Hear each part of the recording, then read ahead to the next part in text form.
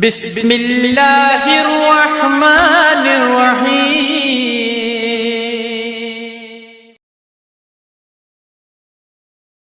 আজ আমাকে কথা বলতেই হবে ইনশাআল্লাহ, কারণ আগামীতে আবার আপনাদের সাথে দেখা হবে কিনা আমি জানি না। কথা বলতেই হবে। বসেন, কেউ দাঁড়িয়ে থাকবেন না। আমি দেখতে পাচ্ছি বাংলাদেশের ভাগ্য আকাশে উত্তর গগনে কালো মেঘ জমা হয়েছে। ঝড়ের পূর্বাভাস লক্ষ্য করছি।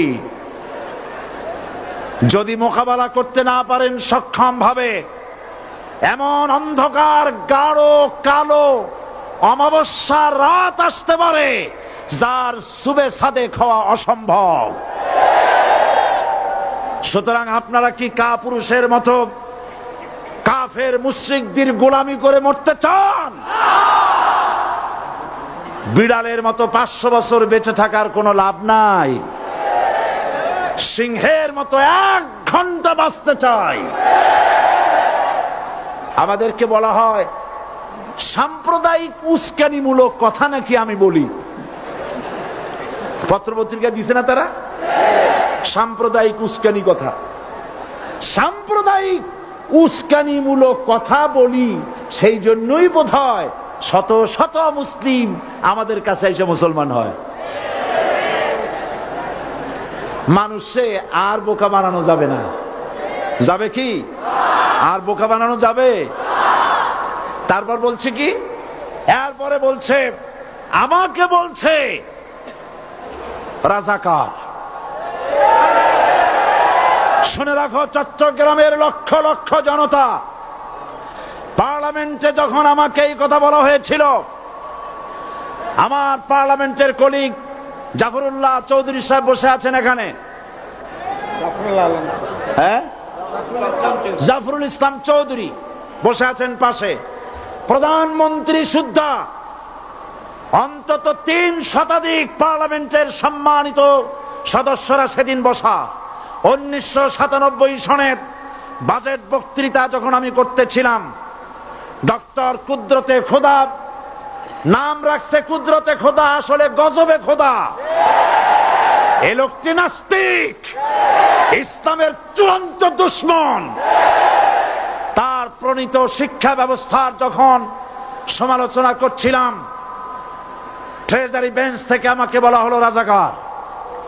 আমি আমার সমস্ত শক্তি একত্রিত করে বলেছিলাম শুধুমাত্র হিন্দুস্তানের রাজাকারেরাই আমাকে রাজাকার বলতে পারে। আমি বলেছিলাম 1973 সন পর্যন্ত আমি বাংলাদেশের কোন রাজনৈতিক দলের নেতা এবং কর্মী ছিলাম না। আমি রাজাকার নই। আমাকে রাজাকার বলে যদি তাকেও প্রমাণ করতে না পারে 10 কোটি টাকার মানহানি মামলা দায়ের করব। আমার এই বক্তব্য সারা দুনিয়া শুনেছে। পার্লামেন্টে আমার এই বক্তব্য রেকর্ড হয়ে আছে। সেদিন 3 শতাধিক পার্লামেন্ট মেম্বারের কেউ আমার চ্যালেঞ্জ গ্রহণ করেন নাই। যে কোনো ব্যক্তি পার্লামেন্টে গিয়ে আমার বক্তৃতা দেখে আসতে পারেন। এরপরে 1997 সনের 7 অক্টোবর দৈনিক জনকণ্ঠ পত্রিকা যখন আমার বিরুদ্ধে লিখল, সেই পত্রিকায় সাইদির ওপেন চ্যালেঞ্জ 8ম পাতা, 1997 7 অক্টোবর, এত বড় 2 কলামে হেডিং। সেখানে আমি বলেছি বাংলাদেশের সকল সাংবাদিক, গোয়েন্দা বিভাগ, বাংলাদেশের সকল বুদ্ধিজীবীকে আমি আমার পিরোজপুরে আমন্ত্রণ করছি। আমার উপস্থিতিতে যদি কেউ প্রমাণ করতে পারে বাংলাদেশের স্বাধীনতা যুদ্ধের বিরুদ্ধে আমার কোনো ভূমিকা ছিল, সজ্ঞানে স্বেচ্ছায় জাতীয় সংসদের সদস্য পদ থেকে পদত্যাগ করব। 3 বছর পার হয়ে গেছে, আজ পর্যন্ত কেউ এই চ্যালেঞ্জের মোকাবেলা করে নাই। সুতরাং আমাকে যারা রাজাকার বলবে তারা পিতৃ পরিচয়হীন অবৈধ সন্তান।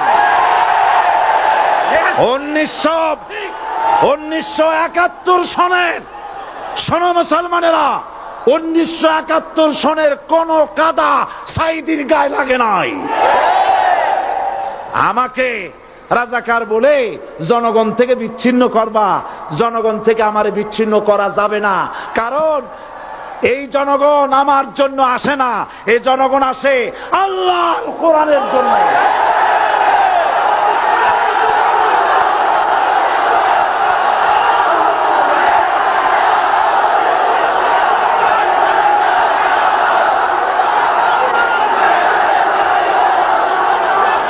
আজকে আর যারা ইসলামের কথা বলে, যারা ইসলামের কথা বলে তারাই রাজাকার, তারাই মৌলবাদী। মৌলবাদী বললে আমরা অসন্তুষ্ট হই না, কারণ মৌলবাদী শব্দটা আসছে মূল থেকে। মৌল শব্দ এসেছে মূল থেকে। মূলবাদী তার মানে যারা মূলে আছে। মূল হলো কোরআন, মূল হলো হাদিস, মূল হলেন আল্লাহ, মূল হলেন আল্লাহ রসুল। আমরা আছি মূলে। এখন বলেন তো মূলের শক্তি বেশি না আগার শক্তি বেশি? আমাদের যারা মৌলবাদী বলে ওরা হলো আগাবাদী। মূলে আছে কত কোটি? 12 কোটি। মূলে আছে কত কোটি? আর আমাদের যারা মৌলবাদী বলে ওই থাকো গাছের আগায়, আমরা মূলে। লাভালাভি বেশি করবা না, 12 কোটিতে গাছের গোড়া আসতে নানা দেবে, মামু বাড়ি দিল্লি গিয়ে পড়বা, বাংলার জমিনে জায়গা হবে না। এ কথা বিশ্বাস করো। বাংলাদেশের মুসলমানদের শরীরে এক বিন্দু রক্ত থাকতে শয়তানের তৈরি করা ধর্ম নিরপেক্ষ মতবাদ বাংলার জমিনে কায়েম হতে দেওয়া হবে না, হবে না।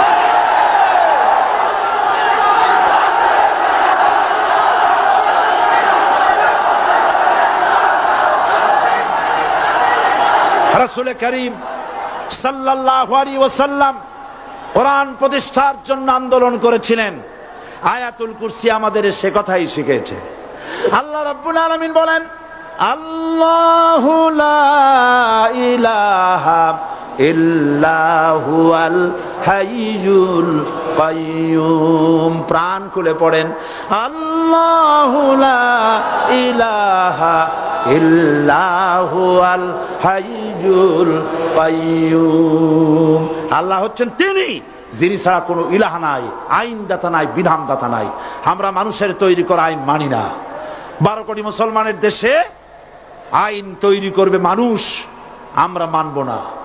পার্লামেন্টে তৈরি হতে হবে কোরআন দিয়ে, পার্লামেন্টে আইন তৈরি হতে হবে কোরআন দিয়ে। সুতরাং ভয় যতই পান আর যতই ষড়যন্ত্র করেন, 4 দল যখন একত্রিত হয়েছে, ঐক্যবদ্ধ থাকবে, সরকার ঐক্যবদ্ধভাবে গঠন হবে, নির্বাচন ঐক্যবদ্ধভাবে হবে এবং কোরআন হবে, আল কোরআনের পার্লামেন্ট হবে বাংলাদেশে।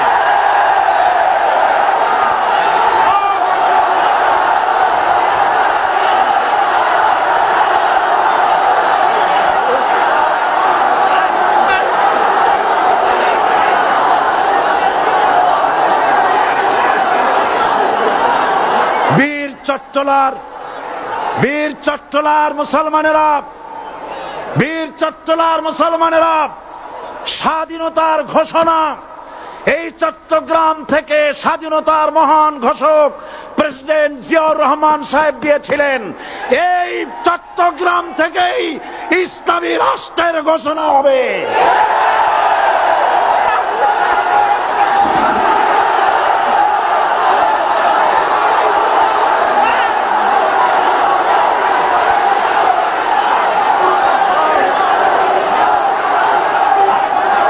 আশাবাদী আপনারা অবশ্যই তা পারবেন। আমি 100% বিশ্বাস করি ইনশাআল্লাহ। কারণ যে ষড়যন্ত্রের মোকাবেলা করে স্থানীয় রাজনৈতিক দলের নেতৃবৃন্দ কোরআনের মাহফিল সিনায় এনেছেন, আমি প্রথম দিনই বলেছি চট্টগ্রাম তাফসিরুল কোরআন মাহফিল কোন রাজনৈতিক দলের প্রতিনিধিত্ব করে না। এটা কোন জামাত শিবিরের একক সম্পদ নয়, এটা চট্টগ্রামের মুসলমানদের কলিজার টুকরা তাফসিরের মাহফিল। সুতরাং এই মাহফিল